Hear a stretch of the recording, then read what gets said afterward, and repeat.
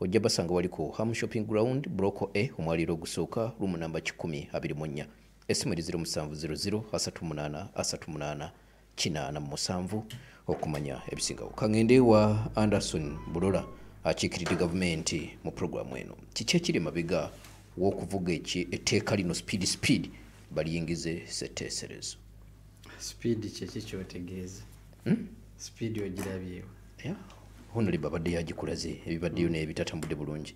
Kitegeeza speed ebadde y'amaanyi. Kitegeeza ba speed ensobi zibeeramu. Naye abawandiisi bonna ab'amateeka baawa amateeka gonna emyaka 10 kubanga gakyusibwa oba gabeera reviewed. N'ekigendererwa nti mu myaka 10 ebintu bikyuka, ebitaaliwo bibaawo. Ne bweba simu yeeyo gy'oyina zirina version. Oba okwata iPhone bakugambye no iPhone 10, 15 buli version eba eyina ekipya okusinziira ku ebiba bikyuse n'ebiba biyingiddewo. Etteeka lya court martial oba erya UPDF lyakolebwa mu 2005. Of course amendments zize zikolebwa ez'enjawulo, naye nga mu byo mulimu ebyakolebwa kubanga lyo tteeka nti court martial ebaddeko oba ebaddewo mu bukyamu oba mu butuufu yakolebwa mu tteeka, naye ekyenjawulo ekyaliwo nti teyali aligned ne constitution. Yakolebwa mu tteeka naye nga byekola tebitambulira ku ssemateeka. Tebitambulira ku ssemateeka. Naye weesanga nga abaaliwo mu 2005 abaakola eryo etteeka aye nabo tebaalikola mu bugenderevu. Baalikola ng'okusinziira ku mitendera egyaliwo n'ebizibu ebyaliwo n'ensonga ezaaliwo ku olwo. Ebyo bye byali bigwanidde. Anderson kano kankategere bulungi. Ogambye nti yali yateekebwawo. Yes, kuba yateekebwawo parliament. Naye nga byekola tebitambulira. It's an act of parliament. Naye nga byekola tebitambulira ku ssemateeka. Okay, kaakati eyagikola oba abaagikola ne baliyisa ne ligenda ne beera operationalized, bw'oyinza okunenya. Tonenya ono abadde agikozesa, onenya oyo yalikola n'atateekamu provisions. For example, toyinza kugamba nti okoze disciplinary committee okudiiringa ne madala. Weewaawo oli ayinza okugamba nti kubanga njagala kukola ka distinction okusinziira ku opinion yange, sisinziira ku opinion ya implementer, naye opinion yange. Mu mateeka simanyi mateeka ki Honorable Nambooze ge yasoma, naye mulimu amateeka ag'enjawulo. Osanga oli nga expert ku commercial law. Ofuna bulungi. Nga bw'omutwala mu criminal tebitambula bulungi. Biyinza obutamutambulira bulungi naye asigala lawyer. Tekimugjaako bwa lawyer. Osanga oli kati olw'okuba emisolo girinnye nakinaki buli kimu kyetaagisa. Osanga lawyer nga ye expert mu taxation. Nga yeeyo lawyer yakuguka mu bya musolo. Kati bw'okwata commercial lawyer, kati oliwo ne ba lawyer simanyi mu property gundi lawyer banjawulo kyengezaako kugamba.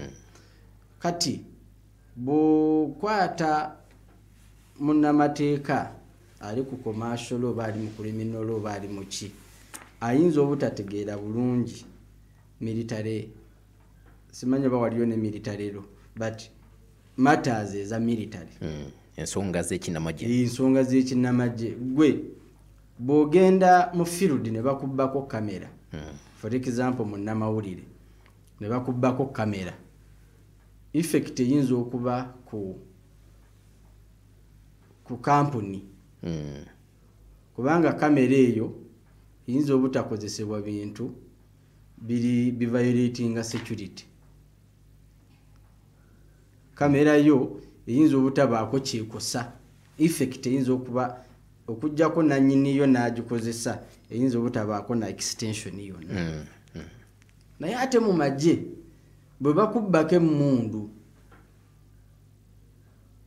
gwali eno ebweru w'amagye ojja kugamba argument ye ejja kuba nti obubbi ne effect y'obubbi mu mateeka gyendage nti effect y'obubbi bwa kino kirina kye kigenda okukola. Your arguments are going to be different bw'obozze mu matters ezikwatagana ne military issues. Interpretation y'ebintu mu magye yanjawulo ku interpretation y'ebintu bya bulijjo era tebikwatagana. Era ojja kwekanga nti ne bw'oba oli asomesebwa tugeze n'ali ku training ne bamubaka ekiti kino ebiti bye basookerako ebivamu bye mwakozesa mu kyaka asookerwako ne bakimubbako asibwa naye babbye ekiti as a sign of okulaga nti obwo bulagajjavu busobola okuviirako ABCD. Kati ojja kwekanga nti newankubadde oli yandibadde agamba nti omusango oba gwa bubbi oba gwa butemu oba gwaki gutwalibwe mu kooti za bulijjo, ojja kwekanga nga basis interpretation n'ekinyusi ekya action y'ono omuntu kiri ajudi mu ango etafiitinga oba egenda okudefeatinga aim ya result y'omuntu ono oba ebiva mu ono omuntu by'abaakoze eki by'abaakoze. So nze nganze argument yange yandibadde nti buli wantu wonna wabawo disciplinary committees isn't it? Kyemanyi ne wano waliwo disciplinary committee. Wembadde nzijjaawo ku mulyango waliwo kinsookeddwako kola kino nsobola okiviolatinga ningamba sijja for example sijja kujjamu ngatto lwaki ongamba nzijjemu engatto naye bw'ongamba nti ontwala mu tweyongeddeyo nsobola okwajuwinga nengamba nze sijjaamu ngatto lwa nsonga zino na ziri issue eya court martial nze nga njagala kugikubiira ku nsonga eno muli ndowooza court martial bwe ziba nga zidiiringa ne bannamagye one nga ziyina apiiru kuba mu tteeka ekkadde teribaddeemu n'apiiru bwe bakusiba gukusinze tojja kukola apiiru bwe bakusalira tolina wuyinza kwekubira nduulu walala okuggyako kwoyo akukoze eki eyakukutte yeyakukozeko okunoonyereza yeyakuwadde oluusi n'akuwolereza yakusiba yakola buli kimu tolina woyinza kukyukamu n'ogamba wali nja kufuna obwenkanya. Kati ekyo ekintu kibadde kibi nnyo mu tteeka ekkadde nti osobola okuwaayirizibwa. Ekyokubiri nti obadde charge sheet oyinza obutagikyalenyenga kuba charge sheet mu tteeka ekkadde ebadde based on information not facts intelligence teri based on facts naye eri based ku intelligence nti okusinziira ku bye twafunye ne bye twawulidde sooka oyingire tulyoke tukunoonyerezeeko. Prior to that nti eryo etteeka wali tewabangawo omuntu awawaabirwa n'awangula mu court martial kubanga prosecutor ali atya omulamuzi ali atya ate n'ekirala nti ekibaddemu ekibi ennyo nti mu magye ranka nkulu that is one nti oli bw'awa order ng'akusinga ranka tugeze commander in chief yeringa ranka kyakali tugambe yeringa ranka esembayo mu magye sina general kubanga commander in chief asobola okulagira general foster general in that case na reversing order oba general asobola okukola order commander in chief n'agikola ki so muli the commander in chief yeringa highest rank above all. Bwagamba nti no major general alagidde captain nti oyo bamusibe omusango bagusinze talina waagenda kujulira kiwedde in this law empya baproviding nti oli omuntu ali ku ranka bweti bw'abanga azibwa omusango ku unity bweti nga omulamuzi kwegamba ne bawa jurisdiction etabadde mu tteeka ekkadde tteeka ekkadde libadde terina jurisdiction. Ninako njagala nzigireyo mukulu Anderson mu ruling eyakolebwa ebyasalwawo kooti bina engeri gye bikosaamu gavumenti. Yes Yes, bikosa gavumenti kubanga basinzira ku loopholes eziri mu tteeka.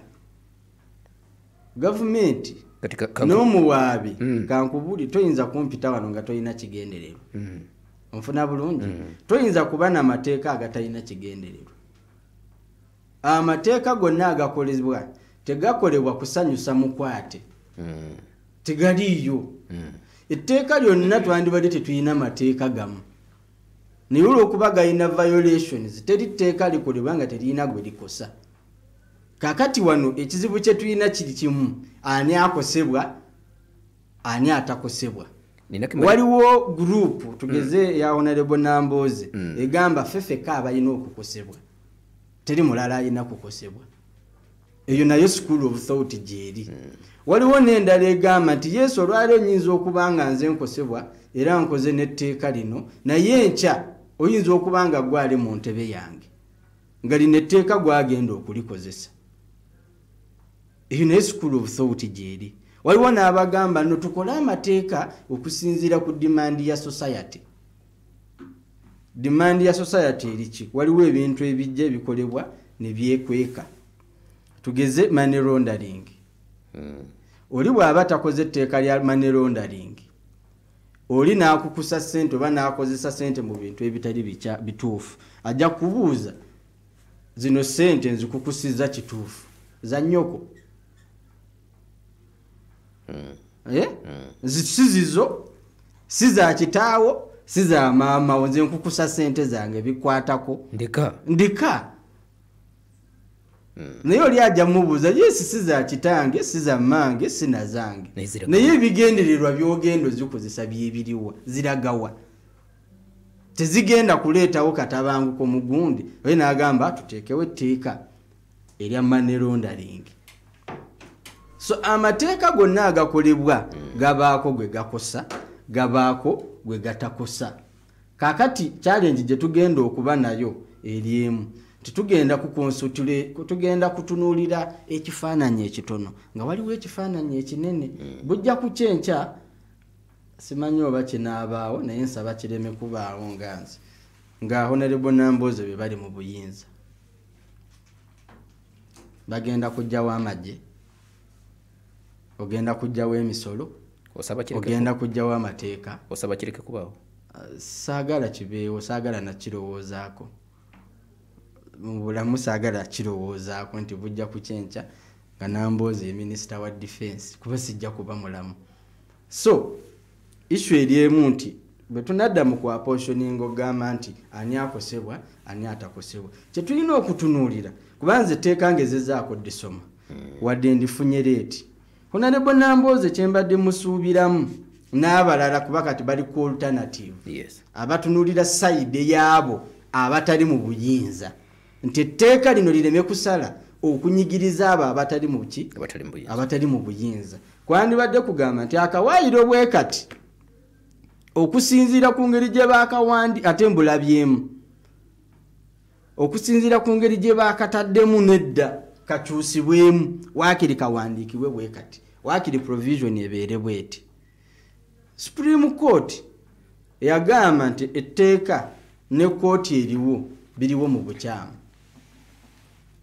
Nini ekola ne recommendations. Teyagamba nti entirely court martial tebangawo, tegiteekangako ban oba cap okugamba nti tebangawo.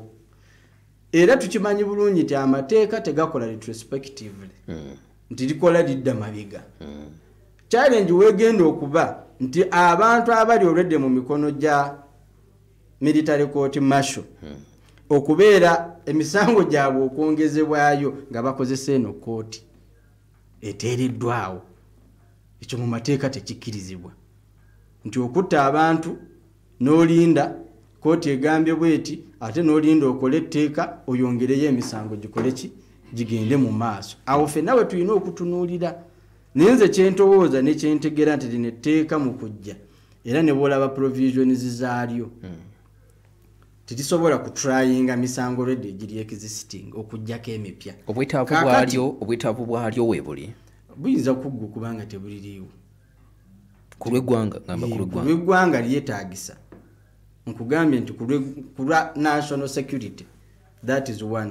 Two, olwa military establishment. Naye etteeka lino kankubuuzi amendment ekolebwa ku kooti masho yokka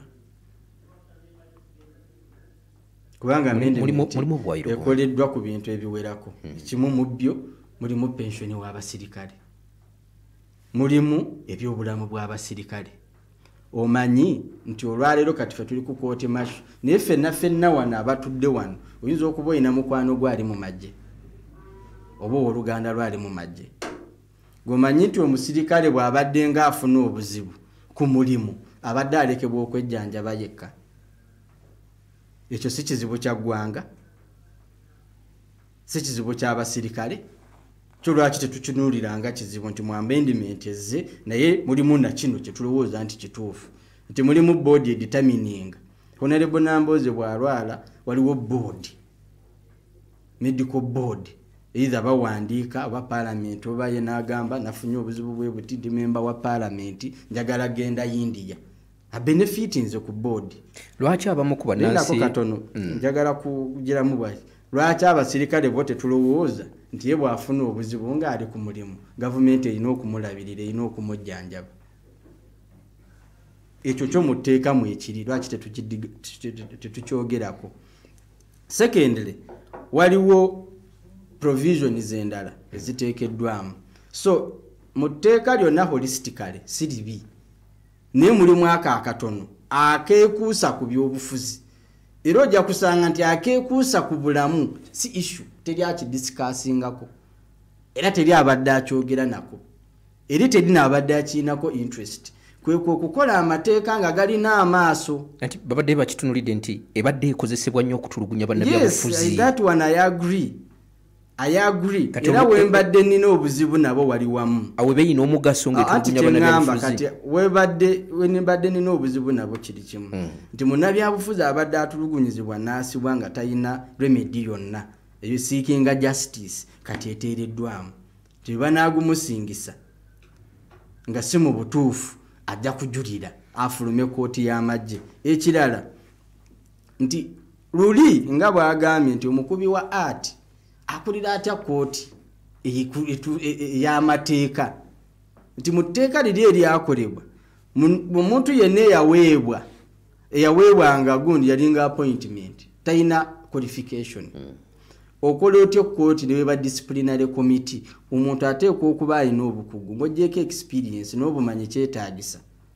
Nti oli abadde takola omuntu wenna nga bwe bamugye kubanga bonna ababaddeko ba Freeman, Batomwine, Baguti, baani bonna abazze babeera ku gundi ku bajeno kooti abakulira kooti z'amagye babadde tebalina bukugu. Lino etteeka ligambye okubeerako oteekwa okuba nga olina diguli mu mateeka, oteekwa olina okuba nga olina post graduate. Eyo yonna eraga nti nno naye mbadde nsaba Honorable wamuwadde obudde obumala mbadde ngezaako okunnyonnyola ate byenzijjayo byebikulu kuba ye tabyogeddeeko. Simanyi lwaki ate nzo yagala kumpa obuddakiika butono oba byenjogera bye bitakusanyusiza naye for the benefit z'abo abatuwuliriza. Ekirala twetaaga okutunuulira ebintu bibiri. Amateeka ge twetaaga ge gafuga ebyobufuzi byokka. Nti bwe tutereeza amateeka ag'abannabyabufuzi Uganda eteredde lwaki bwe tulina interest oba lwakuba abalina akazindaalo bannabyabufuzi bo beefaako kubanga mu kufa ku bannabyabufuzi bingi ebifudde. Bannabyabufuzi bw'obatunuulira batono. Bamemba ba paalamenti bali 529 abo be bagundiivu. Bachairman b'amadistrict mu kitundu abanene bali 146 abo be bagundiivu. Abo be banyigirizibwa tukube enduulu naye ate population esinga obungi.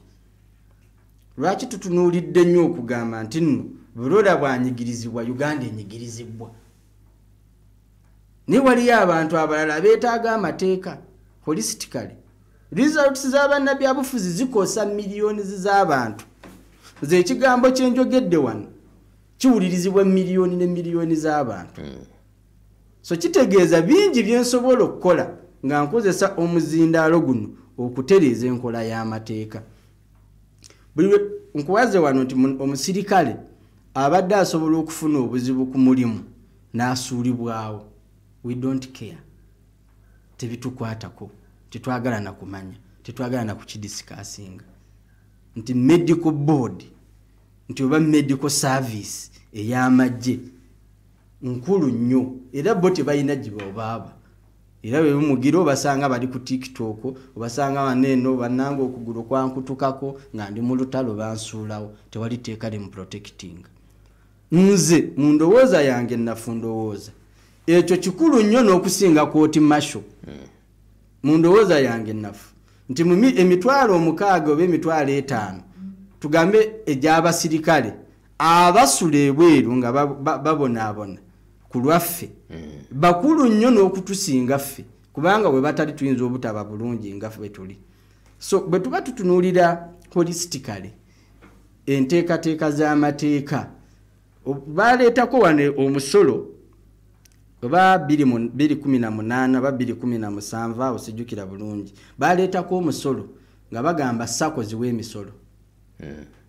Yali proposal mu ku nteekateeka gavumenti mwegenda okuleetera emisolo. Twagenda okwekanga ng'ogwo omusolo tegukomyewo mu parliament kubanga buli MP ayina sako nga mobilization tool.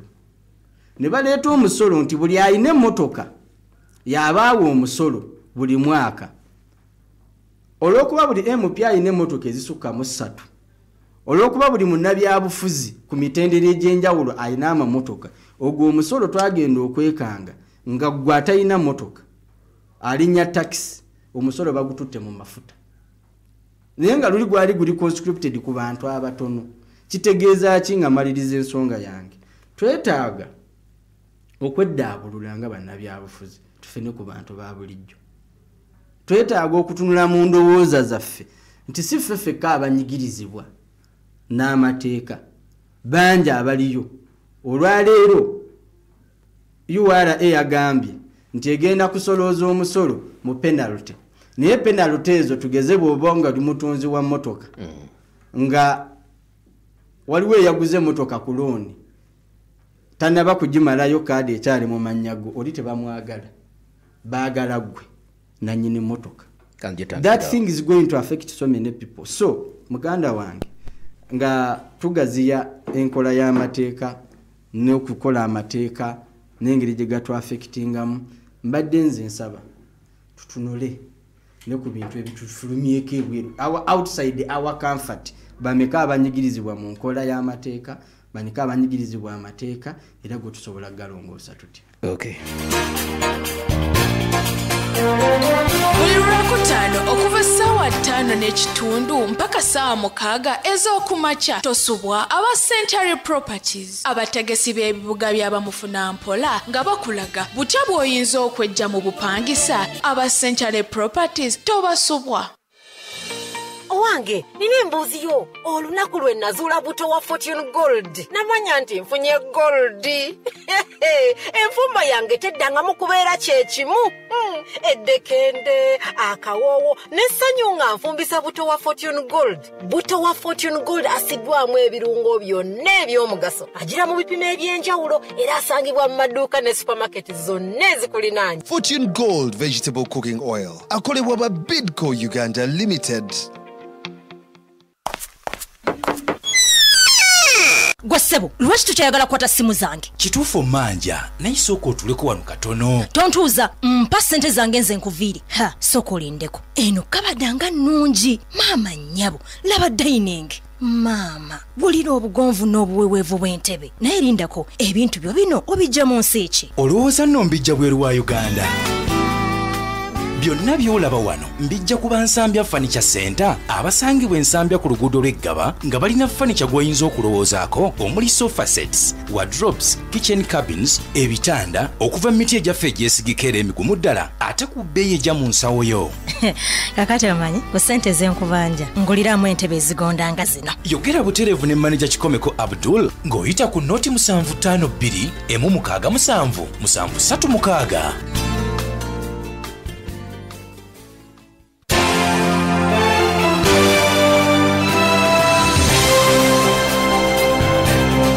twagiyita Pal FM 107.9 ekkula eri omutwe bulijjo mwebali nnyo mwebalire ddala gye musinzira ogenda maaso okubanga muwuliriza ng'oyagala ebibajje oyagala ntebe oyagala kitanda oyagala bibajje byonna oyagala meeza genda wali ku bannaffe bansambi ya furniture bajja kuwa ekyo kyennyini kyowulira kyewetaaga ezira essimu eri 0752 16 77 3 okumanya naka njagala oterezaamu katono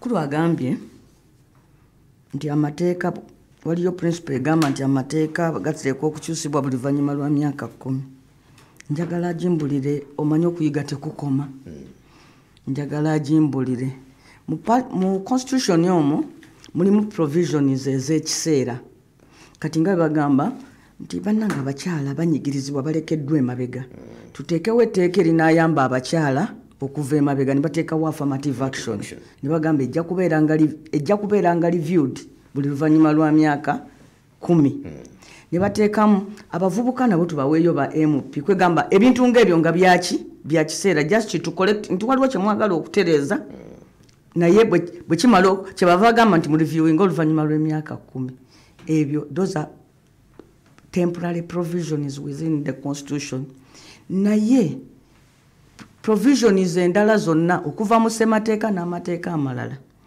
emu ku principles eziraga ensi erina stability kwe kubeera n'amateeka era nga ne mu parliament bagamba nti legislate for prosperity nti muteeka amateeka aganaakola ki aganaawangala kamulage mukama waffe katonda yaleeta amateeka 10 n'agawa Musa okutuusa n'olwaleero gali mateeka ameka gali 10 naye buli mulembe gugajyamu tobbanga toyendanga towayirizanga oleka kitaawo n'ennyoko basangamu ekitiibwa ekyo no bakigabirako n'ekirabo ennaku zo zikubeerere na nnyingi mu nsi katonda wo kwega 10 commandments ogambye adasona agambye ate agambye mbu amateeka amalungi bagakyusa oluvannyuma lwa myaka 10 era mbadde ndi wano nzirayo ne ngamba omanyi kati kompyuta tuyita nazo ne oba nze mbitegeera obubi kanziremu ngende netegereze ddala principle y'amateeka era bagamba nti why should we amateeka lwaki tegateekwa kuba nga gakyukakyuka that ensi eteekwa okuba nga eri predictable ng'omuntu katugamba asalawo okugamba njagala butuuze bwe Uganda ng'asobola nti Uganda kino na kino bakiwera kino na kino bakigaana quite predictable era kyovolaba n'amateeka bwe tuba tetugajjirawo naddala tusobola kukolamu amendment naye n'amendment ezo ziteekwa kubeera nga zijja bwalumu tulina etteeka lye bayita penal code act eyo lyetteeka ery'ebibonerezo era ono gyabadde agamba criminal ti nagamba nti balooya baspecializing balooya batuukira okuspecializing waliyo ate bonna bye basoma kati criminal law bonna basoma watuukiro ga nti kaakati oyo ate looya mukugu mu kino naye buli muntu agenda mu law school waliwo amateeka gaateekwa okusoma agatali gakulondako agambye gwe tamanyi byewasoma tamanyi bye nasoma mubuulidde bubuulizi general nti omuntu ne bw'aba agenze kusoma certificate mu mateeka oba diploma oba degree waliwo ebiri basic byateekwa okusoma wabeerawo n'amateeka g'osobola osoma oba obutasoma etteeka ly'abakozi etteeka ly'ebyettaka amateeka ga family era walina bakulaga nti gano gali optional osobola ogasoma oba obutakola ki ziri subject environmental law olondako oba n'okola n'ogasoma oba n'okola labor law gyegali kati sokamu kino kyenjagala omugamba nti ekimu ku bintu ebiteeka ensi ne bagamba nti ensi eri stable ng'erina constitution etakyukakyuka bw'olaba constitution ya America erina kati emyaka 3 nga mwaga kuba bo bafuna obwetaaze mu 1773 naye bakagikyusamu emirundi 27 nga ate buli we bakyusa bongera bannansi ku buyinza kale waliwo ebiseera abakyala bwe baali tebalonda waliwo ebiseera ebyali ebyabaddu ebyo bye bagenda bajjamu naye ffe olaba wano nti constitution yaffe ya 95 naye kumpi buli wabaayo okulonda tugireadinga ne tugikyusa kyova olaba tetulina political stability mu ggwanga ng'owunzika madam teacher ekirala kyenjagala okumubuulira nti baleeta etteeka lya UPDF liri lyenna kumenya eryali liteekawo SFC nga liintroducinga n'ebyo ebya pensioni nga liintroducinga n'ebyo ebyobulamu era ffenna tewali yaliyombesa lyaliyo mu palamenti era twali tulitandiseeko bo bennyini ne bajja bwe baaluuzinga omusango in bad faith kyova olaba biri tetubyogerako kuba twali twabikkanyaako nti byetaagisa era nga biri mu komiti tuli mu kubiprocesinga nga tujja kuterezaamu yes naye nga katono naye bo ne bajja ne bawithdrawinga ne bagenda bateekamu kino kati kiringa nga gwe omusiraamu ne bajja bagamba nti entamu eri awo erimu embuzi twataddemu embuzi kiro 10 twataddemu ennyama y'ente kiro 2 twataddemu ennyama y'endiga kiro 15 oyombera kiro ya mbizi emu gye tutaddemu bannange obadde ki ninga bafumbye ekibeero obadde ki lwaki focus togissa ku kiro z'ennyama ziri ye tomanyi nti guno omukolo guliko abakatuliki bangi bo toyagala balye ku mmere olyawo wemulugunya lwakano ka hafu kiro k'embizi kokka ke bataddemu ekintu ekimu ettondo ly'amata lya parafini lita epipa yaki y'amata a good law esobola okubeera spoiled nga kyovolaba nti mu kusooka baali tebakireeteddeemu bajja ne bafulumya etteeka mu palamenti ne bagenda baliwagikamu kikakiro k'embizi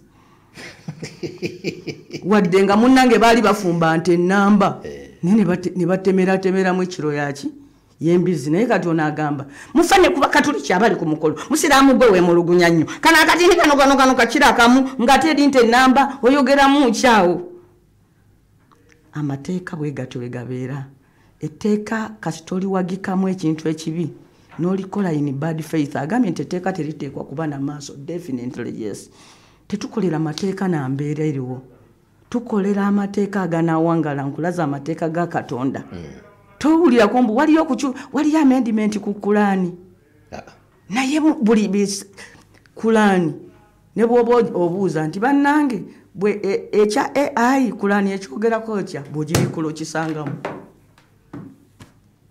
nti nabbi yagamba nti walituuka ekiseera abantu abatali ku mutala gumu ne banyumya emboozi nogamba bana amasimu gazze olidde twalibawo amagezi negeyongera so etteeka eddungi teribeera na biseera era amateeka agasinga emirundi egimu bwe gabaamu fayini ze tukyusa kati kyetwava tukyusa n'okyusa kubanga luli twagambanga ti omuntu bw'anakwata ne mukazi we omusasula siringi 600 kati ebyo twabijjamu tuteekamu ze bayita currency point nti currency point ku ssaawa eno ya mitwalo 2 gye bujja tusobola okuga nti currency point ya mitwalo 5 bakwata ne muka omusajja osasula currency point 10 kati sente ne bwe zikyuka currency point yeba erinnya era sente ne sigala nga ki nyingi ezo kati ekyo ne tukiyiga ne tukiteeka mu mateeka tetutateeka mu sente zennyini kuba sente zigwa ki kakati n'olwekyo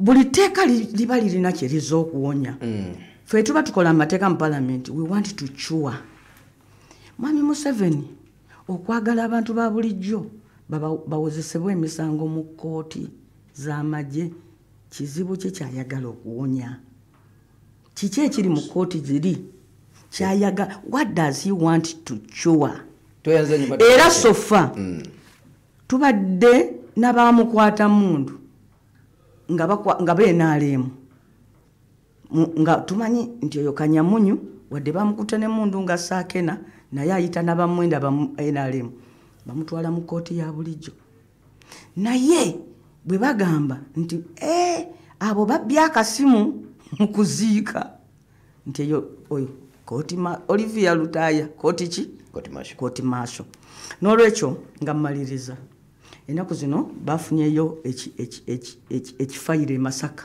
bakiyita Lobale era ekifayiro ekyo bakikolako nedda ku Gwabesigye ne bavunaana abasajja baabo bamugumya era bagandi mugumya nono kati MP mwijuke nti babbye akasimu eyo Kasese era ne babateekako Lobale nti ne mu mateeka gano aga kkooti eno nago batandika ogazanyiramu njagala mubuulira ono nga mugamba nti Omunyankole agamba nti bw'olabanga omuggo ogukuba mujjawo ogusuulanga wala omukulu Amama Mbabazi yajja mu palamenti nga yeesongodde n'etteeka lya Public Order Management Act lyasooka kukwata ye. Omukulu tinyefunza bamutwala mu kooti maaso nga mu kooti maaso jeno yeyimirirwa jeno naye ng'ate jeno okweyimirirwa jeno omukulembeze w'abamagye alina okumuwa olukusa naye ng'ate omukulembeze w'amagye yakuwawaabira. Yatuuka ekiseera n'agamba Lukwago jangu neeyimirire mu kooti. Salowooza nti kinyefunza yalowoozaako nti bali musimba mu kooti maaso n'atandika okuwanjagira baani ba Lukwago. Gundi Kayihura yagamba nga mukulu wa poliisi n'agamba nti bannange essaawa 48 ze mwampa okumalirako omusango n'ebya beyiro biveewo tuba tetunnamaliriza batuwe essaawa eziwera. Tebwakya nga Kayihura ye musibe. Ono mukwano gwange waliwo ebigambo bye yayogera nga byakulungamya ye gwe banywawo. Singa twali tetulwaniridde bino bya beyiro kusigalawo biki singa tetuli naye wano. Bajita pale FM 17.9 ekkula ery'omuntu wa bulijjo. Anderson.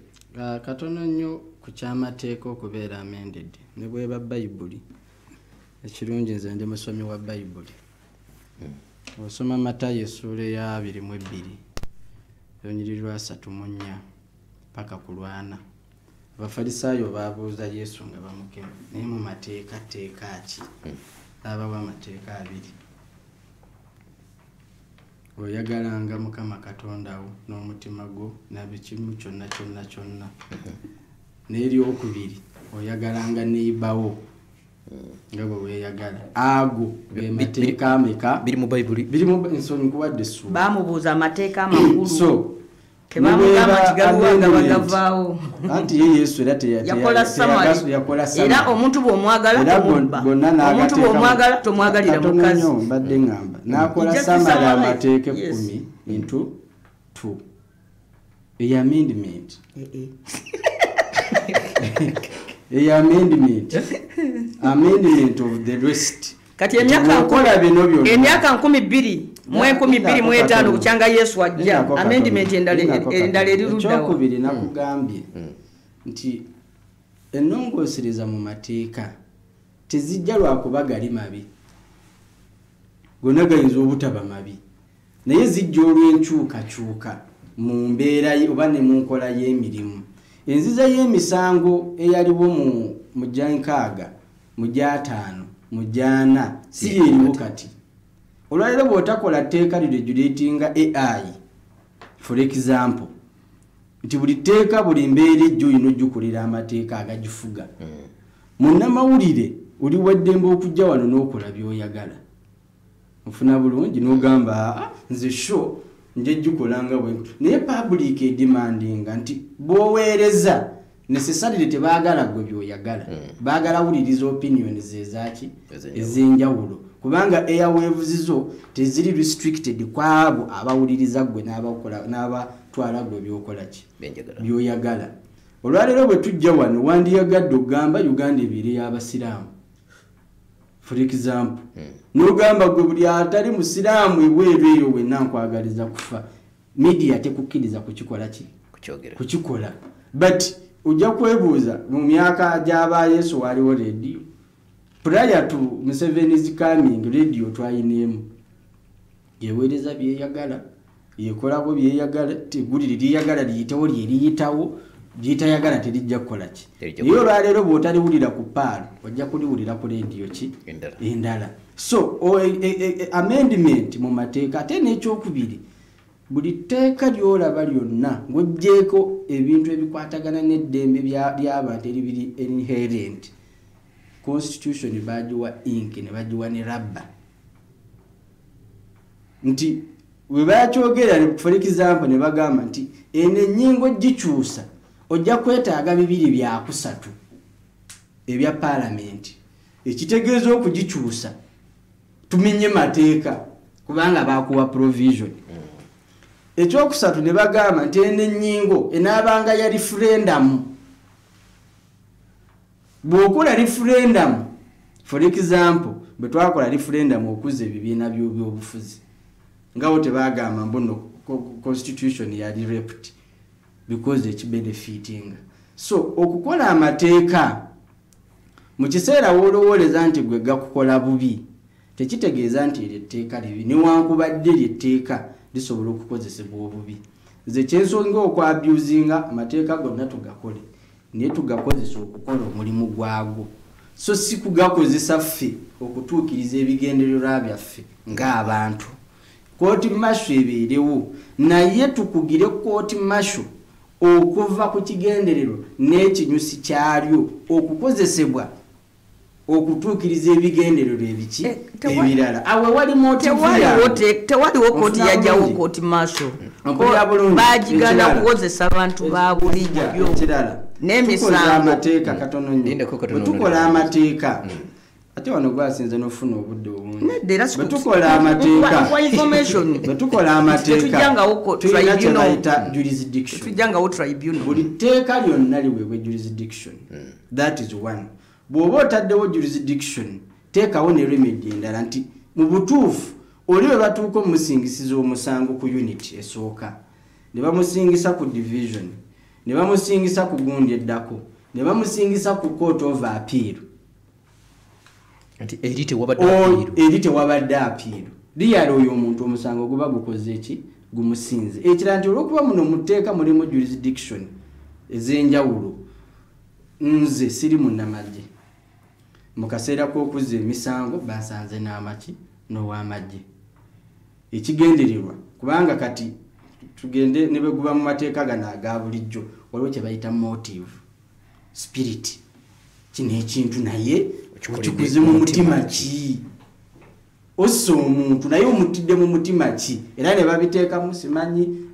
madda simanyi attempted murder simanyi self defense you argue your case okusinziira ku mutima mwokoze eki mwokoledde ekintu so omutima guno olwaleero guyinza okuba guli biased but guli biased ku bitundu bimeka okusinziira ku case eziri mu court martial court case meka eziri ezaba civilian ne court case meka ezaba namagye tutunulemu kati wetugambye nti civilian azitowa okusinga muki munamagye nti bukwata civilian omu yenkanankana ne banamagye bitano kati awo tujja gamba ekyo nakyo kiteekwa okukola ki okukyukamu so issue yange ate n'ekirala katono nnyo ebintu byonna twawula ebintu bisatu ekisooka twawule political party ekyokubiri twawule government ekyokusatu twawule state nga tubyawula ku ki ebintu mu nkola y'emirimu kati nze ndi wa NRM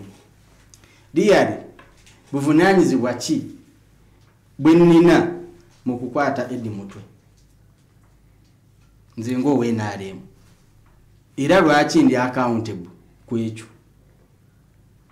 nze nfuniramuwa ye ntandikirawo eyo mata eri ku state bwe tuleka buli omu ne manyi wabaawo gamba nti nno omwana akoze omusango taata waagenda amukole ki state yawukana ne government ebyawukana still nali mu government gwe oli mu government niye government composition ya buli omu gwe mu ki nze siri mu government ndi mu kibiina anti oli mu ki kumiri byogambye bisatu mu political party siri mu government siri mu state byonna birina jurisdiction tutandikwa okwapositioninga blame eryoyo yennyini yakoze musango awatali kubandiwago nenga buli kimu netutandika okukyakyuzinga nti nekiri responsible okay bagiyita Pal FM 107.9 ekkola eri omuntu wa bulijjo akadde tekali ku saidi yaffe ngenda kukwatayo essimu zigenda kubeera 2 zokka bweziti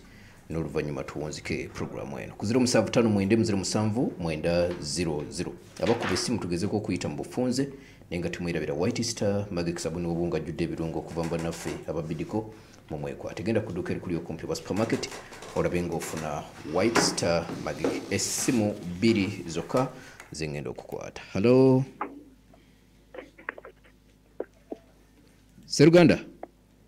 Assalamu alaikum wa rahmatullahi wa barakatuhu. Wa alaikum salam wa rahmatullahi wa barakatuhu. Ono Katuma Yusufu omuzi wa boda boda Katwe mu Katale mwami Kayongo nkwebaziza nnyo n'onalebo w'ekitiibwa naye nkulamusizza era nsanyuse nnyera mwami Kayongo nyongedde okuwa ekitiibwa olwaba oleese ow'ekitiibwa Betty Namboozi n'ensanyuka n'ow'enyalemu waali naye ffe tetuli basanyufu kubanga ab'enyalemu boonoonye nnyo eggwanga. Okay. agiyita Pal FM 107.9 ekkule ly'omuntu wa bulijjo. Halo, tugezeko okuyita mu bufunze katumwa ensonga yo etuuse then kanfuneko ne ku ndowooza endala nsigaze eddakiika ziri 3 zokka. Halo. Assalamu alaikum wa rahmatullahi wa barakatuh. Wa alaikum salam wa rahmatullahi wa barakatuh. Naye nsanyuse nnyo okuwulira honorable waffe ku paalu yaffe bannange. N'omwana oyo Bulola simulinaako nnyo buzibu naye Bulola munnayo ojjukira nali nkubiddeko ku simu ku makya ku lw'omukaaga era ku paalu. Ne nkunnyonnyola ensonga zange ozijjukira bulungi ezaalimu okutwala obubizi endowooza eyo ensonga ogitegedde. Munnaye tewali abakyawa. Naye munnange ensonga enkulu eri mu ddiiro Bulola. Munnange ebintu ebikolebwa ate mmwe mubeera eri nga munyumirwa. Senga muvaayo nammwe ne mwogeza eddoboozi erigamba bannange nedda bino ebintu ebikolebwa bigenda kwonoona ekibiina kyaffe. Senga abantu bamanya nti nammwe muli kusayidi y'abantu. Naye mmwe mubeera mu mirembe gyammwe teryanyega. Madamu Ticha maama nkulamusizza swiiti. Sabira Mukama akunkuumira akwongere n'obuwangazi obungi. Mwogere munnange mwe twasigaza. Ajati mugenzi. Wangi taata. Ogambye Babulola baba bakuba mbeekuulo? Baba basanyufu. Okay. Agiyita Pal FM 107.9 ekkule ly'omuntu wa bulijjo kanfembya yeeno. Halo. Halo. Hello. Esibu. Assalamu alaikum wa rahmatullahi wa barakatuh. Wa alaikum salam wa rahmatullahi wa barakatuh. Abdallah Mugirwa Bafuma Kingi. Esibu. Tansi nnyo kulira ku madamu Namboze Ticha abaddalu kivuka. N'omukulu Mulola webaziza ebigambo bibadde birungi. Naye ebigambo babyogeraawo. Naye oli abikola atamye ebigendererwa byabyo. N'abikola wano najja n'akirungi olwako omuntu neefuuka ttabu. Awo akyoga omuntu osobola okulongoosa ekigambo kyonna nawe kiba kibi n'okyogerera obulungi era bamwe bakikkiriza. N'omuntu asobola okwogerera ekigambo ekibi ekirungi n'akyogerera obubi n'akibijjisa. Nze kyensaba ina ekigambo kya nti singa amateeka nga bwe bagakoze gakuganga mu sipiriti yago nga bagatedde gali mu bwenkanya naye bakwata ebibiina kati nolaba nti bwegakwata kukuba ebibiina gakola bulwalunaka nti gakola kyekyoka ekirimu. Okay. Bagiyita Pal FM 107.9 ekkula ery'omuntu wa bulijjo tuwerabira Prestige Majalini Osiaji wa Mulembe genda kuddukira kuli okumpi ba supermarket olabye ng'ofuna ka Prestige so nga ate bannafa Mandela Group of Companies bakutegeeza nti be bannannyini ba City Tires ne City bebananyini ba City Tires n'amafuta aga City Oil bakutegeeza nti gula empiira ebiri gyokka egya lengelongo mu size yonna okulewulwa arrangement ojja kuba weetabye mu nteekateeka ez'okuwangula emmotoka etakozesa mafuta emanyiddwa nga Zero Fuel. Madam Ticha enda kusaba osiibule mu dakiika emu akadde nkalaba tekali ku side yaffe. Mwebale nnyo abawuliriza n'abasobodde okuba amasimu ne muyitamu tubayozayozezza. Mwebale abatusiimye ekitiibwa buli kye tukola obulungi tujiddiza Mukama. Njagala otunuulire omanyi bagamba nti kyangu nnyo okuteebereza ebirijja bw'ogerageranya ku bibaddewo n'ogerageranya n'ebiriwo osobola oteebereza ebinaakola ki ebinaddako. Ennaku zino babadde bakwata ba civilian ne babatwala mu kooti maaso gwembuulira oba mulimu gw'omanyi nti ye musajja waffe oyo bamusanga awo ng'ayambadde ovulo eya yero ne bamugamba nti gundi lwaki oyambadde ovulo y'amagye eyo ne bamutwala mu kooti maaso. Kyekyo kikulaga bulazi teeka kirino gwe baliteera era kyokyo omwami ono asembye agambye nti amateeka bagateeka bagawoomereza ne bagakyusa.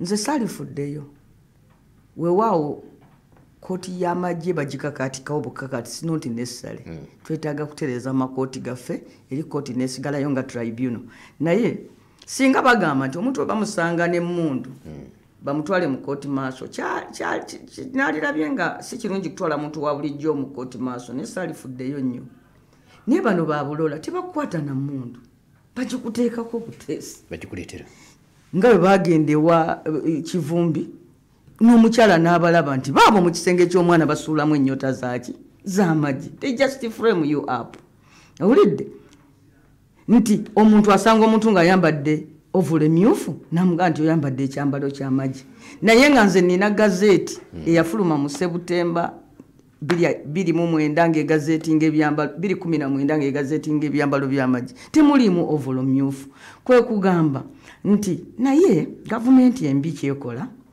ekola amateeka amabi nefuga abantu obubi nga bwe bajuliza nti amateeka bwe gati bwe gagamba naye nze kyemmanyi kiri kimu era kino nkikkiriza nga bwe bukya ne buziba nti gyotega amaggwa gye bakugobera bannaffe bano ye mukyalo oli kyababuuzizza nti gwe bulola kijja kitya nga buli lunaku bwe baba bakola ekintu nga bannayuganda abalala bonna bagamba bannange ekyo kikyamu nga mwe muli wano mugamba kirungi mu ngeri yagiwadde omuliro naye bukya kukya sikolima ngerageranya ku byendabi nga bulola ono ali mu kooti maaso bagiyita palife mukulu bulula nja kusaba abakubya amasimu tubeebaza amanyi ekintu kyonna okujjako maama oyo akubye essimu obuzibu bwe nti aninda ku paalo okumanya ebinfaako ba nebyendowooza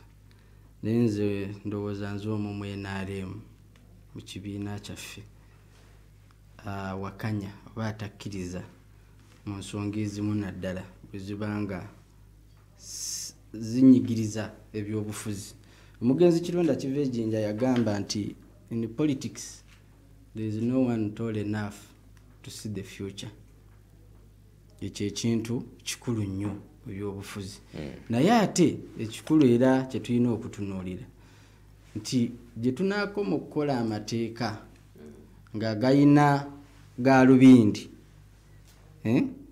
galubindi zino ziraba galaba tulina bingi bye tugenda okwonoona kati tuteekwa okusalawo ku bintu bibiri tugende mu interest z'eggwanga tugende mu interest zaffe abalina obuyinza oba basobola okukola amateeka oba basobola okugawakanya singa tugamba nti no nze mu bbanga lyenkyaliwo kankola amateeka agankolako nganze tujja kutuuka mu ddubi nga ffenna twebuuza twatuuka tutya wano tujja kutuuka ekiseera nga buli omu akola byayagala tujja kutuuka ekiseera nga buli omu bw'akeera enkya n'agamba naye ggwe bwe nkutta ani anankwatako nga nkukwata nkukuba ejjinja oba nga nkukuba emiggo kubanga teri agenda kunkwatako so tutunuulire amateeka mu interest eri holistic oba nze lijja kutuuka linkwate no problem naye bwe liba nga lirina a greater good gye lisolovinga etteeka lino tuliwo omukisa likole ki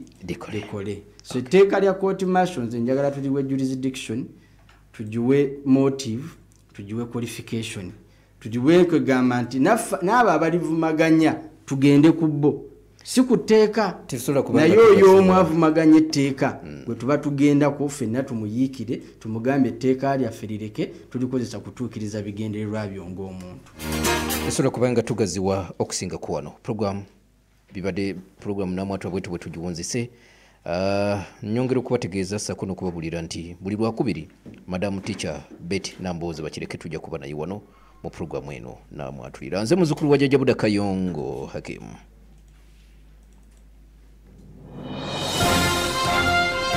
Nga tegannaba kubuutikira ggwanga gasookera wano tugakuŋŋaanya ne tugasunsula ne tugakutuusaako ng'ate gakyayo